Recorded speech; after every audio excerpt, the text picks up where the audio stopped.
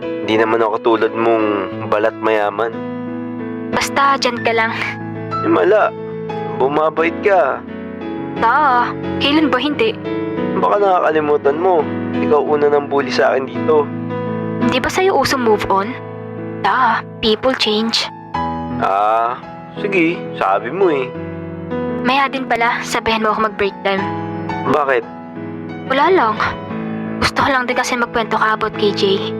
Nagkwento na ako sa'yo nung nasa Tagaytay tayo Oo.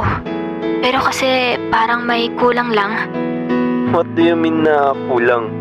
Sa mga kwento mo. Hindi ba ako pwede magpakwento sa'yo about sa BF ko? Pwede naman. Pero bakit hindi na lang siya kausapin mo about dun? Para surprise ko lang sa kanya.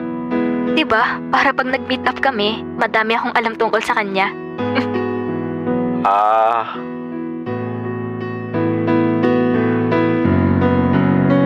Gusto mo? Ano ba yan? Butter shrimp. Baon mo? Oo. Bakit? Angas naman ang baon mo. Nayan naman yung baon ko. Ano ba baon mo? Itlog na may kamatis. Ay, mabubusog ka ba dyan? Oo naman. Hindi naman ako tulad mo, no? Hati na tayo sa ulam ko.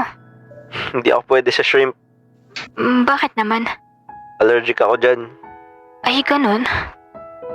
Sige. Bilhan na lang kita sa baba. Ha? Oo, wag na. Okay naman ako dito. Sure? Oo nga. Ikaw bahala. Tama ba tong narinig ko? Siya bibili ng ulam para sa akin? Nakakatawa lang kasi todo suyo pa din siya sa akin kahit okay naman na kami.